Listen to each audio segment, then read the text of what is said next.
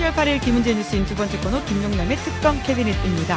검사 출신 김용남 의원과 함께 3특검 이슈에 한 발 더 깊이 있게 들어가 보는 시간인데요. 오늘은 또 다른 명예특검으로서 법조인 출신 차규근 의원님 모셨습니다. 두 분 안녕하세요. 네, 안녕하세요. 반갑습니다. 네, 의원님 오랜만에 뵈어요. 예, 진짜 오랜만에 왔습니다. 예, 스튜디오가 바뀐 것도 오늘 처음 알았습니다. 그러게요. 네. 저희가 작년에 모시고 국회에서 뵀었는데 스튜디오에 또 오랜만에 모셔가지고 요새 조국 혁신당에서 또 메시지를 세게 내고 있다 보니까 들을 말씀이 많은 것 같다라는 생각이 듭니다. 예, 예.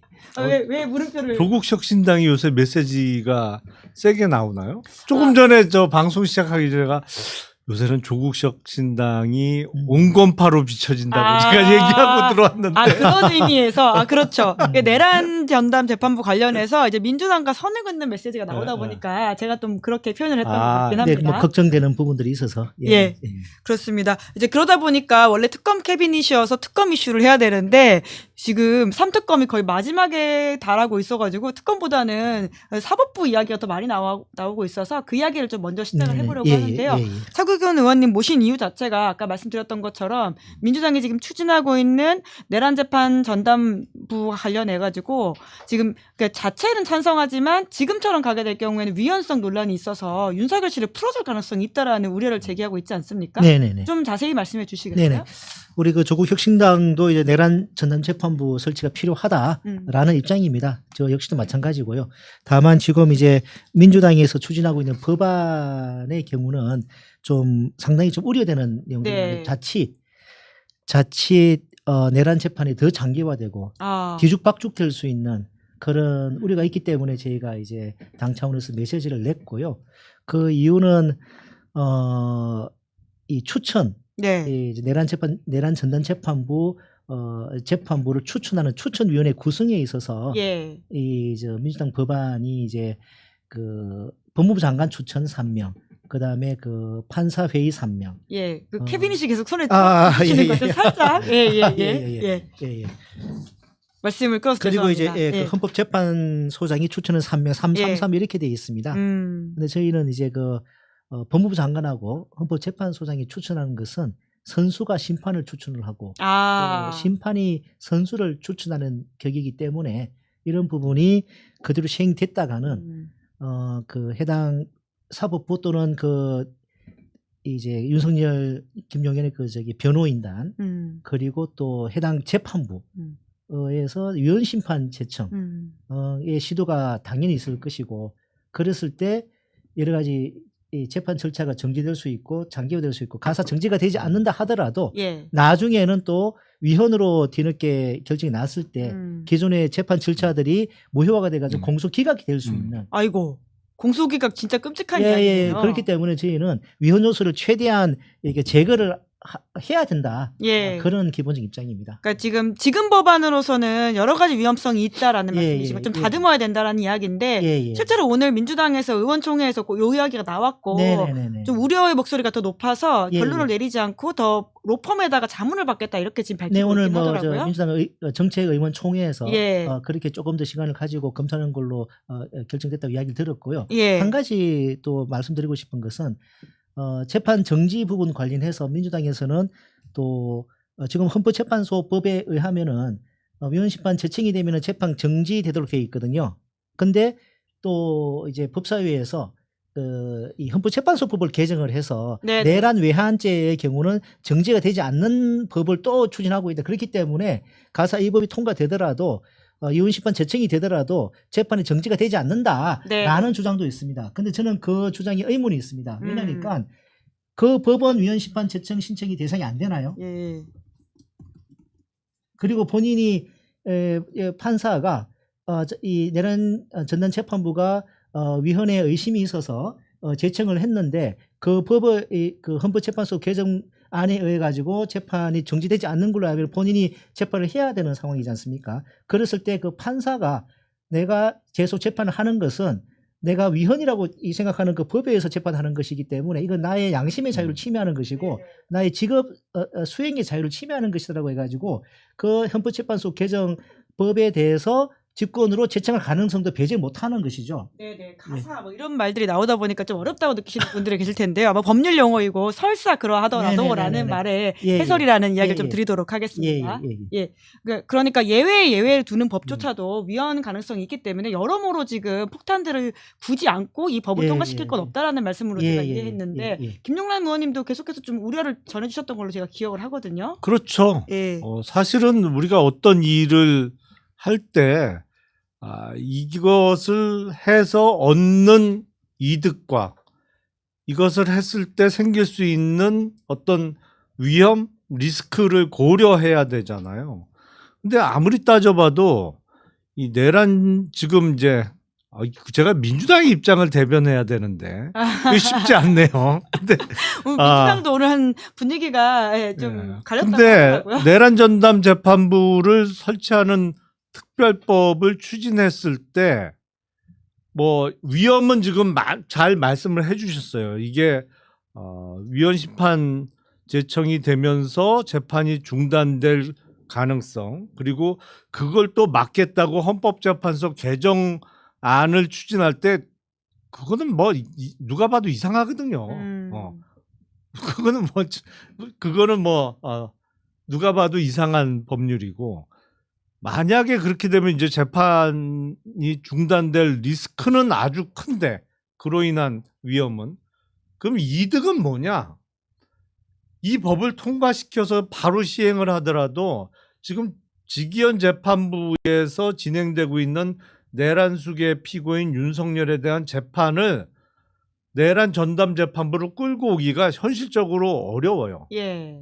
재판 막바진 데다가 이걸 재판부를 바꿔버리면 공판 절차 갱신을 해야 된단 말이에요. 네. 예. 그 절차가 아무리 간이한 절차로 하더라도 꽤 걸리는 데다가 그러면 지금 그래서 여차하면 그냥 1심까지는 직위원 재판부에서 선고까지는 하게 할 수도 있다는 게 또 이 법을 추진한 분들의 설명이에요. 예. 그럼 이득이 뭐냐? 항소심에서 확실하게 유죄를 받기 위해서 내란 전담 재판부를 설치하자? 아니 서울 고등에서 언제 무죄를 쓴다고 그랬냐고 이거. 그리고 서울 고등 어느 재판부에 배당을 하더라도 글쎄 이거 무죄 쓸 수 있는 재판부 없을 것 같은데 네. 이득은 뭔지 잘 모르겠어요 저는. 손에 잡히는 이득은 없어. 근데 위험은 확실하게 알겠어요. 어떤 리스크가 있는지는. 네, 뭐 지금 네. 예, 댓글창에도 항소심부터 한다고 하는 것 같다 이렇게 말씀을 하고 계시는데요. 아직 논의 중이다 보니까 법안이 확정이 된 건 아닌데 처음에는 2심부터 한다고 했다가 다시 1심도 포함된다고 했다 이렇게 좀 입장이 계속 그렇죠. 여러 가지 교차되다 보니까 좀 혼란이 있는 것 같습니다. 1심도 뭐 적용된다고 했다가 예. 이제 그 부분이 약간 논란이 되니까 그렇죠. 좀 임의로 해당 재판부가 이제 이송할 수 판단할 있다. 수 있다. 약간 판단할 수 있다. 그렇게 약간 물러난 상황이죠. 아니 그러니까 그 판단도 내란 전담 재판부에 사건을 보낼지 말지를 직위원 재판부가 결정할 수 그렇다는 있다는 거죠. 게 법안의 예. 내용이잖아요. 그럼 뭐하러 해요 이거를? 그러니까 애초에 직위원 못 믿는다고 해놓고서 그러니까. 직위원한테 결정하라고 하는 게 약간 앞뒤가 좀 안 맞지 않느냐라는 스텝이 지적이 있을 있어, 그럼. 텐데요. 예. 그러니까 실제로 그래서 이제 천하람 의원 같은 경우에는 오히려 이 법안을 그러니까 지금 나와 있는 원안, 그러니까 논의를 해가지고 바꾸게 될 법안이 아니라 지난 주말까지 논의됐던 그 법안이 그대로 간다면 오히려 윤석열 씨와 윤석열 씨 변호인이 가장 좋아할 거다 이런 식의 주장을 하더라고요. 차승한 교수, 예. 서울시립대 교수 지난 저희 방송에도 같이 하셨어요. 내란 예. 내란 제압 과정에서 예. 체포영장이 여러 가지 법리도 좀 경호처 앞에서 시위도 하시고 예, 사실상. 온몸으로 이렇게 활동을 해주신 그분 같은 경우도 글을 올리셨는데 꽃놀이피가 될 수 있다는 것입니다. 이 지난 주말까지 논의됐던 그 법안에 의하면은 자칫 이 아까 말씀드린 것처럼 재판 정지가 되든 정편 정지가 아주 이렇게 강행이 되든 해당 재판부 입장에서는 예. 이 윤석열을 집권 보수가 할 가능성도 높아집니다. 아이고.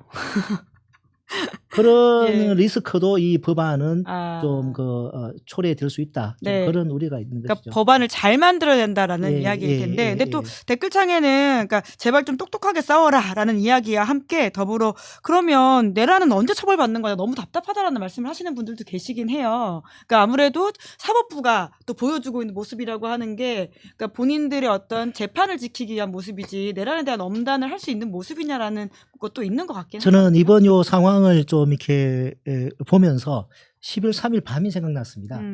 그날 이제 국회로 달려가서 의원들이 이제 국회 본회의장에 모여 있었고 예. 그런데 국민의힘 의원들 일부만 들어오고 나머지 들어오지 않은 상태에서 바깥에는 헬기가 오고 또 최루탄이 터졌다는 이야기는 뭐 들리고 했지 않습니까? 그때 안에 있는 많은 의원님들께서 빨리 왜 표결 안 하냐고 대개 다 거쳤습니다. 예, 국회의장한테. 예, 의장들. 그런데 불구하고 국회의장께서 이렇게 침착하게 1시를 일단은 이렇게 기준으로 하고. 기준으로 해가지고 1시 이후에 그래서 가장 절차적인 시비가 걸리지 않게끔 예. 이게 정말 냉정한 리더십을 보여주셨거든요. 만일에 그때 뭐 의원들이 막 이게 흥분하고 하니까 의장께서도 휩쓸려 가지고 예. 1시 전에 빨리 이렇게 해버렸다. 의안이 제대로 이렇게 막 올라오지 않은 상태에 해버렸다 그러면은 아마 헌법재판소 탄핵 심판 과정에서 예. 절차적인 문제 때문에 판사들은 절차적인 문제를 가장 이걸 무겁게 보거든요. 예. 이게 문제가 됐을 소지가 있습니다. 저는 지금 내란 재판이 지연되고 직연 재판부의 재판이 억장이 무너지고 정말 답답하고 어이가 없지만 그래도 불구하고 저희가 마음이 급하다고 무리하게 좀 약간 유연 소지 있는 법안을 추진했다가는 오히려 더 나중에 후회할 일이 생길 수 있다. 예. 우리가 좀 더 냉정할 필요가 있다라고 생각합니다. 그리고 이 직연 재판부의 윤석열 재판은 지금 1월 9일인가 1월 10일에 변론 총결이 예정이 되어 있습니다. 그렇죠. 그런데 원래 이 법안에 의하면은 1월 9일 10일까지 법안이 시행되기 힘듭니다.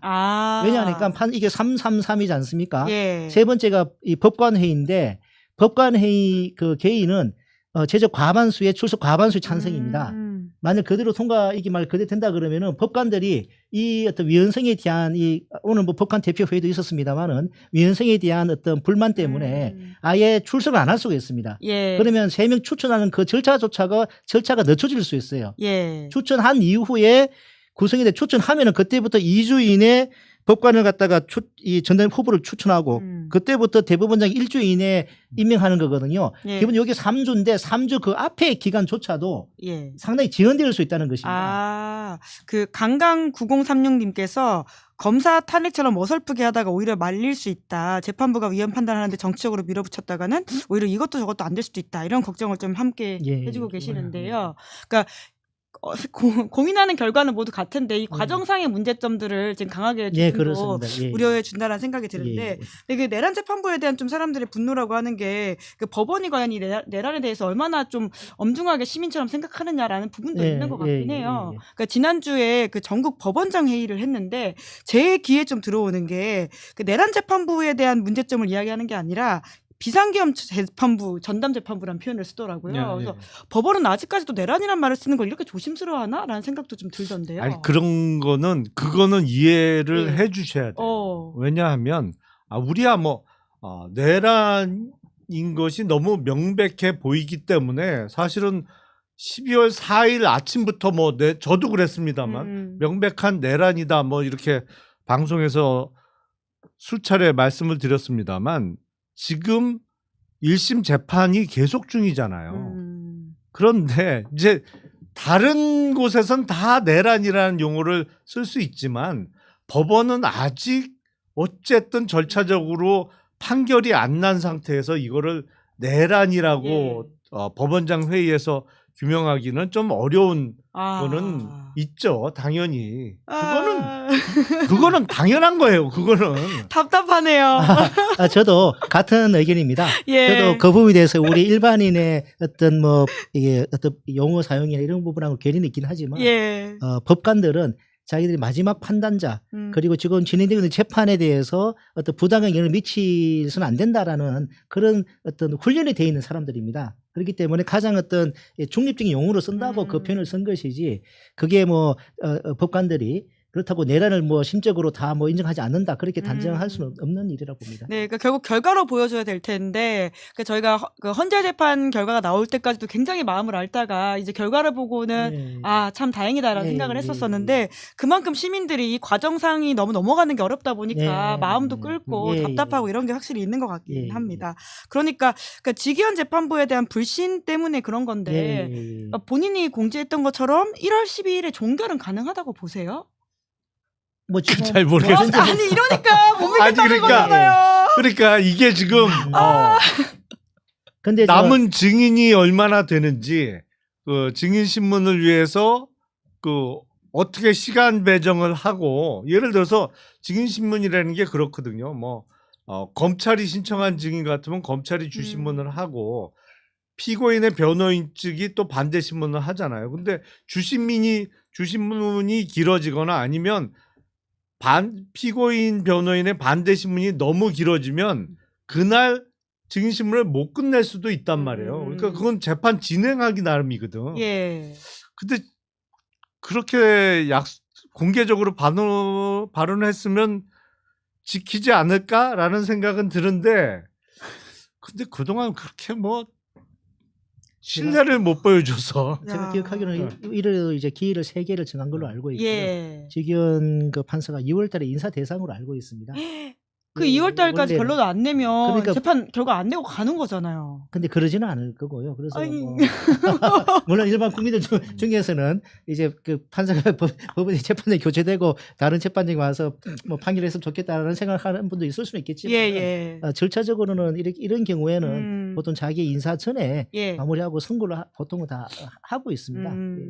네. 이제 그리고 또 이제 댓글창에서 지적하시는 사람들의 말씀이요. 그러니까 전국 법원장 회의라든지 법관 대표 회의 같은 경우에 그러니까 지금 뭐 위헌성에 대한 우려 이런 것들에 대해서는 충분히 알겠는데 하지만 사법부가 이제까지 잘 못했던 거에 대한 반성은 없느냐라는 말씀을 하시거든요. 맨 먼저 그런 사실 조희대 대법원장 사퇴와 지기현 재판부 교체를 먼저 이야기하는 것이 사실은 우리 법 감정에 부합하는 것이죠. 예. 근데 그런 것들이 메시지가 안 나오는 이유는 뭐라고 보세요?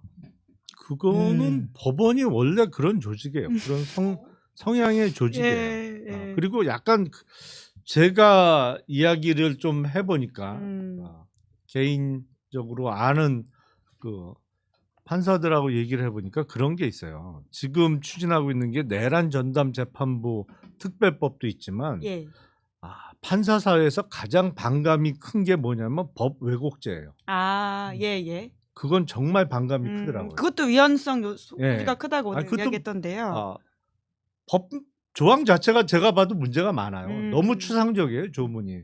그런데 문제가 뭐냐면 전국에 판사가 3,000명이 넘는데 그중에는 상당수의 판사들은 조희대 대법원장에 대한 불만이 어마어마하게 많습니다. 사법부 전체를 구렁텅이로 끌고 갔다, 대법원장이. 불만이 많아요, 조희대에 대해서? 있어요. 실제로 많아요. 근데 왜 티를 안 내죠? 그런데 지금 무슨 내란 전담 재판부도 그렇습니다만 네. 법 왜곡죄 신설 같은 얘기가 나오니까 방어 기제가 작동을 하더라고요. 그래서 조희대 대법원장에 대한 불만은 어마어마하게 컸습니다만 야 이러다가 이거 뭐 다 난리 나겠다. 그리고 판결에 불만이 있어서 고소하면 뭐 사건 당사자라는 게 양쪽으로 나눠져 있는 사람이니까 판결 결과에 대해서 불만을 가진 쪽이 법 왜곡죄로 고소를 하든 고발을 하면 공수처에서 이게 소환 조사를 할지 말지는 칼자루를 공수처 내지는 수사기관이 쥐는 거 아니냐. 그러면 판관으로서의 자신들의 지위가 대단히 불안정해진다. 라는 생각에서 일종의 방어 기제가 작동하면서 뭐랄까요, 그냥 대법원장을 중심으로 해서 이렇게 뭐 이 뭉치는 내지는 방어를 하기 위해서 좀 그 단결되는 그런 게 있는 것 같아요. 제가 보기엔 역효과예요. 그래서 무리한 거는 안 하는 게 맞아요.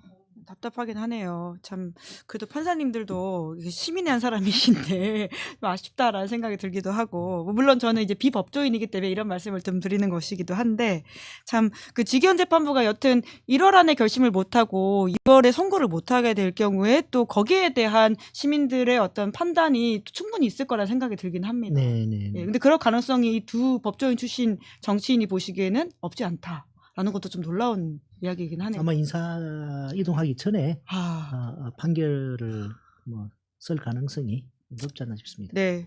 또 게다가 이제 지기현 재판부의 영상들이 계속 공개가 되고 있고 오늘도 노상원 씨가 나와가지고 증언을 했던데요.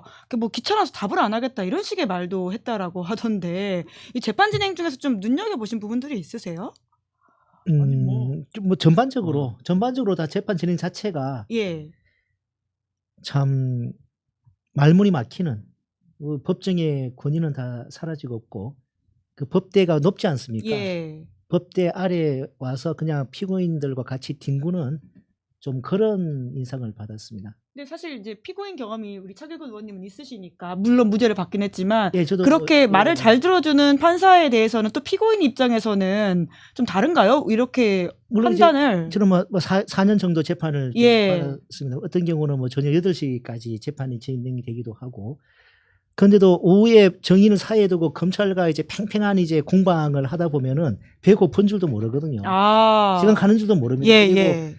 제 법대 위에 올라 계시는 우리 저 재판장님 뭐 배석 판사님 이제 안색도 살피고 예. 아까 그 질문할 때 반응이 어땠는지도 눈여겨 보면서 정말 예의조식 이게 하거든요. 예. 말 한마디에 이렇게 음. 귀를 기울이고. 음.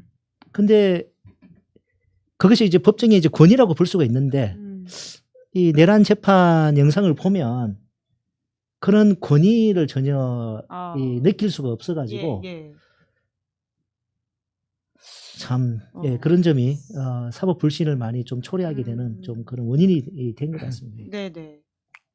그러니까 그 우리나라는 판사를 선발할 때 주로 이제 성적으로 뽑았잖아요. 예. 그 지기현 판사도 아마 성적이 좋았을 거예요. 서울중앙에 합의부에 지금 있으니까. 아니 그리고 그 전에 이제 대법원 재판연구관도 2번을 했더라고요. 근데 재판연구관 가는 게 쉽지 않거든요. 판사들 중에서도. 근데 그 2번씩 근무한 거로 봐서 공부는 잘하는 스타일인 것 같은데 나머지를 못 배운 것 같아. 사회도 잘 보신다고 하던데요. 아니 그러니까 이게 무슨 저 뭐야 재판 진행을 야유의 사회 보듯이 하잖아요. 야유의 사회 보듯이. 어. 아이고. 그리고 그 사람의 캐릭터 자체가 요 입을 잠시도 가만히 못 두는 스타일 같아요. 이게 말이 많아 기본적으로. 그러게요. 네, 말이 많아. 예. 근데 그래갖고는 어떤 그 좀처럼 권위를 인정받기가 어렵거든요. 정말 중요한 말, 꼭 해야 될 말만 할 때 오히려 권위를 인정받기가 그 쉬운데 말이 너무 많고 쓸데없는 말을 많이 하니까 시험은 잘 쳤는지 모르겠는데 그 장면을 지켜보는 사람들로부터 승복을 받아내기가 좀 어렵다. 승복감을 줄 수 근데 없다. 어차피 지금 진행 상황으로 봐서는 1심 판결은 지기현 재판부에서 나올 것 같은데 판결문을 한번 봐야겠어요. 글은 잘 쓰는지 모르겠어. 야, 그러니까 오히려 지금 저렇게 진행하고 나서 엄벌을 할 수도 있다라는 예상을 하시는 분들도 계시는데요. 일반적으로 예전부터 뭐 서초동 법원에서는 그 형사재판의 경우에 뭐 재판장이 되게 친절하게 해주면 더 긴장을 합니다. 실컷 잘 들어주고 세게 때린다. 예. 오히려 막 혼내고 예. 혼낸 경우가 나중에 의외로 선처받는 경우가 많거든요. 형사 사건은 좀 예전부터 좀 그런 뭐 그래야 될 텐데요. 아니 근데 지기현 저는 아무리 재판 진행을 저렇게 하더라도 그리고 저 다른 재판부에서 그 한덕수 재판이 먼저 선고가 되지 않습니까? 내란에 대한 판단이 먼저 나오지 않습니까? 저는 그거를 또 상당히 무게감 있게 전달될 거라 봅니다. 그런데 저는 뭐 개인적으로는 지기현 재판부에서 재판 진행은 저는 많이 실망스럽고 하더라도 저걸 뭐 무죄로 하거나 그렇게 뭐 선고하지는 못할 것이라. 그럼 얼마 정도로 예상하세요? 뭐 사형 또는 무기징역이죠. 하실 말씀 있으셨던 것 같은데. 아니, 지기현 판사는 친절한 재판이라기보단 그냥 가벼운 재판이 맞는 것 같아요. 그러게요. 야유의 사회 보듯이 한다라는 말씀이라는 게 굉장히 본인이 즐거워 보이는 느낌으로 재판을 하는 것 같다라는 생각이 들어서 좀 신기원이다라는 생각이 저도 법정을 뭐 두 분만큼 많이 가본 건 아니지만 보면서 좀 놀랍긴 하더라고요. 댓글창에 1009님이 파기환송은 그렇게 정광석화처럼 하고 내란 재판은 저렇게 하는 게 어딨냐. 그러니까 이런 어떤 국민적 분노라고 하는 게 이런 부분에 있어가지고 좀 사법부가 귀담아 들어야 된다는 이야기를 좀 다시금 강조해서 드리고 싶고요.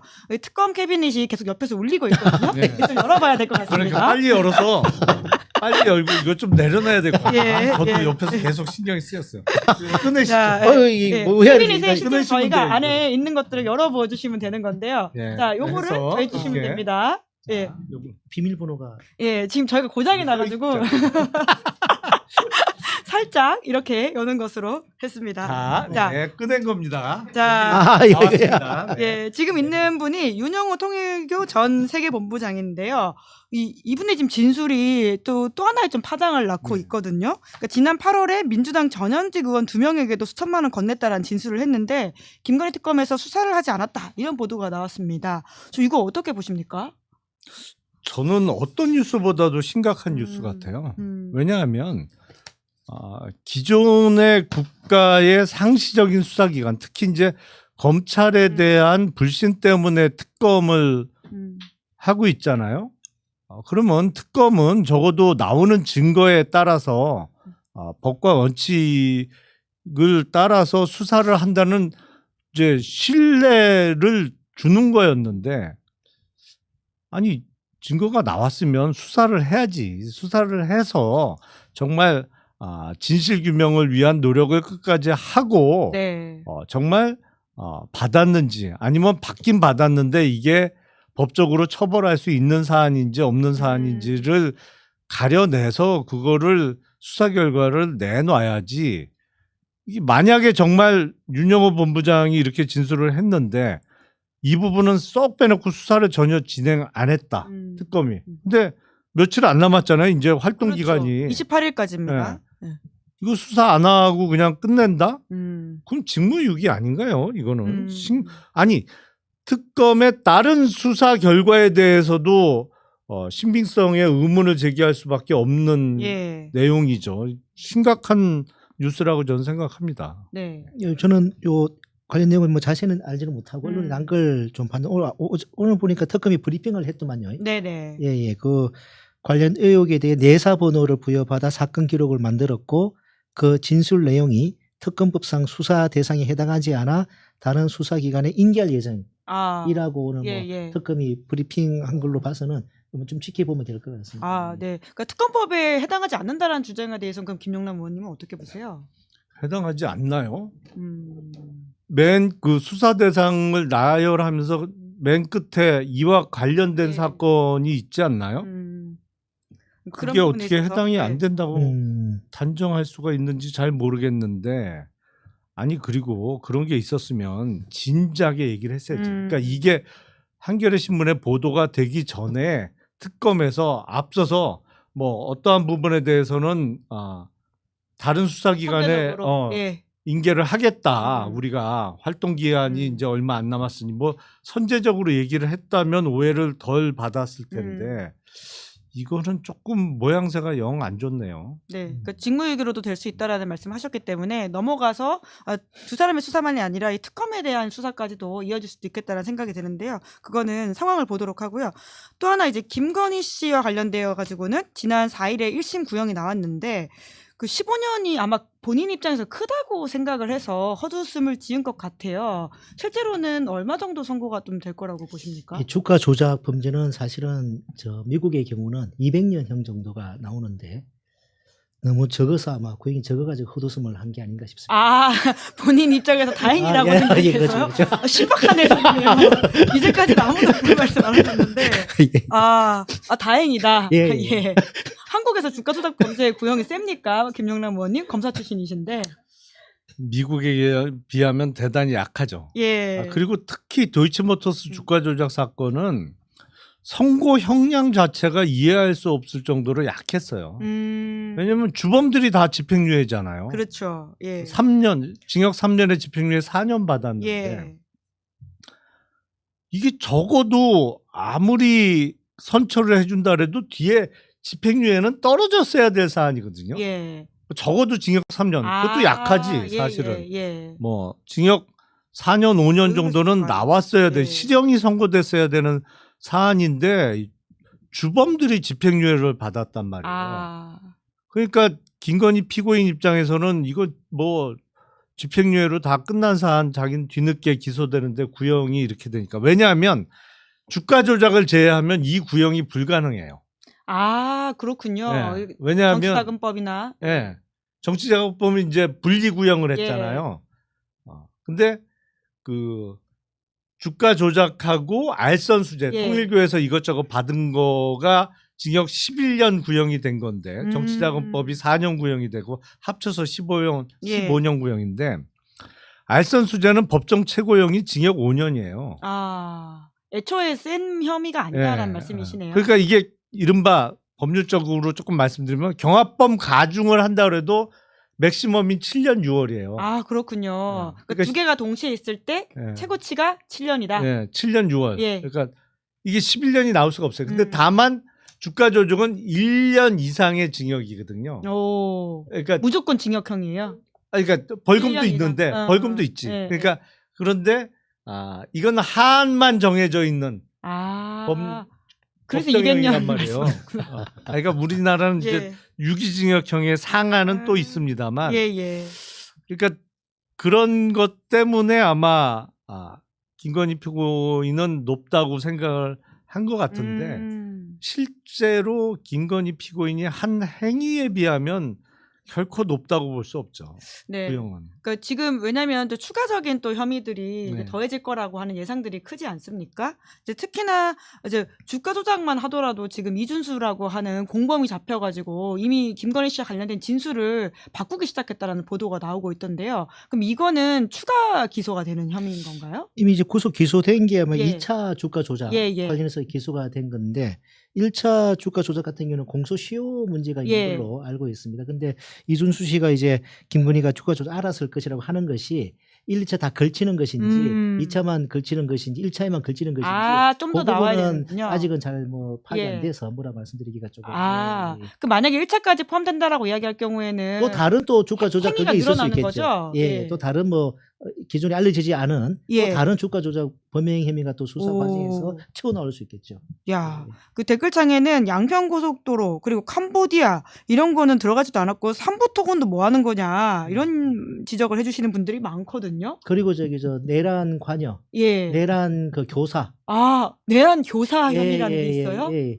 실질적인 뭐 내란 뭐 지휘자라는 예. 의혹이 많지 않습니까? 예. 윤석열은 거의 뭐 이 행동대장 비슷하게 국정을 운영했다는 의미의 그런 이야기 많이 있으니까 이 내란 관여 혐의에 대한 수사가 아직은 이게 전혀 안 밝혀지고 있습니다. 그런 점에서 2차 종합특검이 필요하고 그 종합특검까지 구성될 때까지는 또 공백이 있으니까 뭐 합수분 같은 걸 좀 이렇게 이제 구성을 해야 되지 않는가 좀 생각입니다. 네.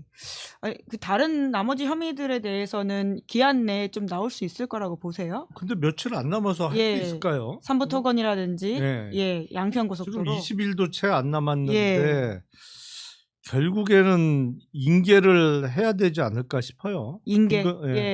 이 김건희 특검에서 지금 못한 부분이 많거든요. 수사를 마무리 못한 부분이 워낙 많아서 그거 다 이제 국가수사본부라든지 뭐 이런데 아니면 뭐 특별수사본부를 구성을 해서 거기 인계를 해줘야 되지 않을까 싶습니다. 야, 그리고 내란 특검에서 아까 말씀하신 내란 교사 혐의를 밝혀낼 수는 있을 거라고 보세요?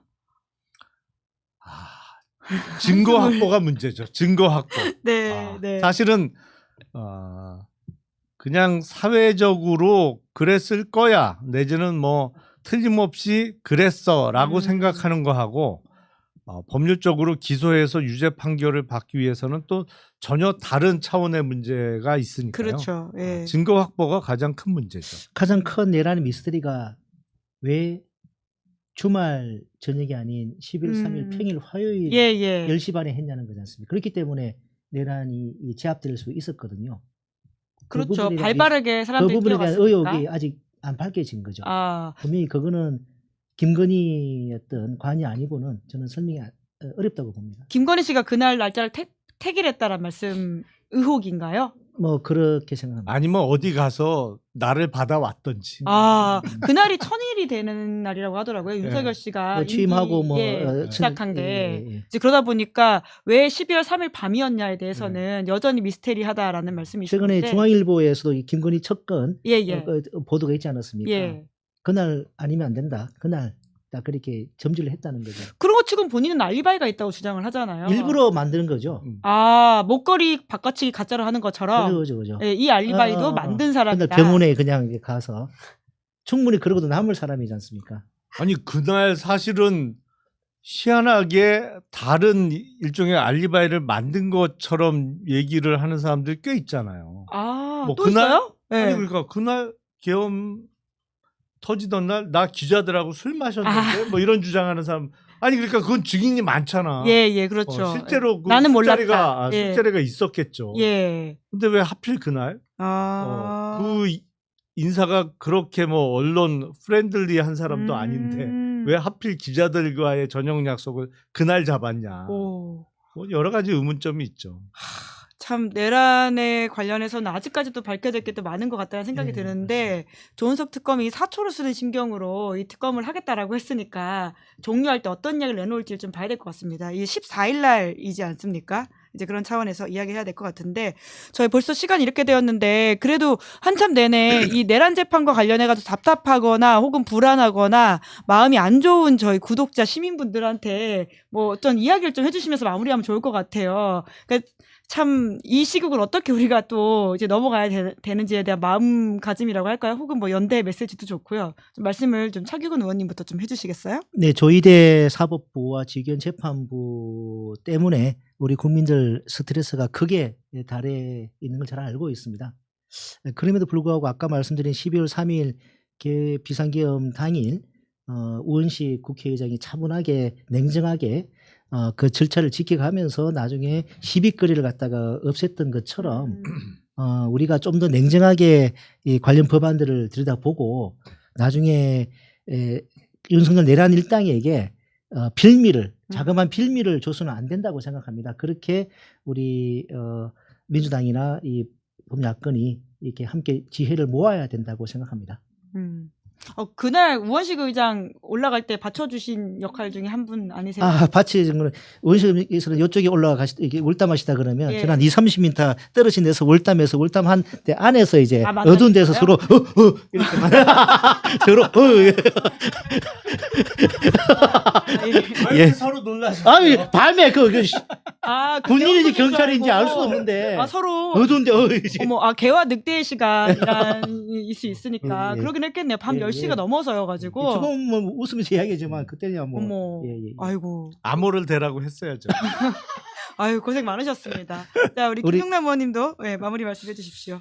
그 급하고 답답하더라도 우리는 헌법과 원칙을 지켜가면서 나가야 됩니다. 그러니까 우리가 지금 그 내란 수계를 비롯한 그 무리들에 대해서 단죄를 하려고 하고 있잖아요. 근데 그 사람들이 저지른 가장 잘못된 게 뭐예요?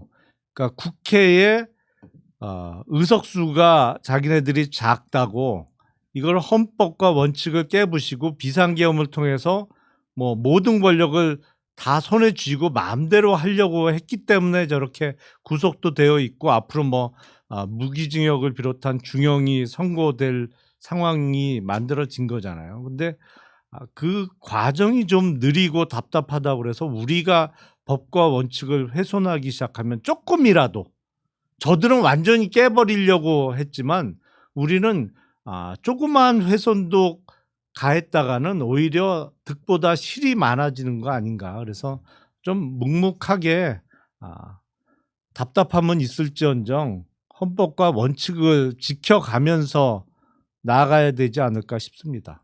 네. 한 말씀 네. 하시겠어요? 사실은 우리 김동남 의원님하고는 대학 1학년 때부터 제가 그러세요? 알고 지낸 지 그러니까 이 한 서울 40년, 법대도 2년 후배세요. 서클 선배예요.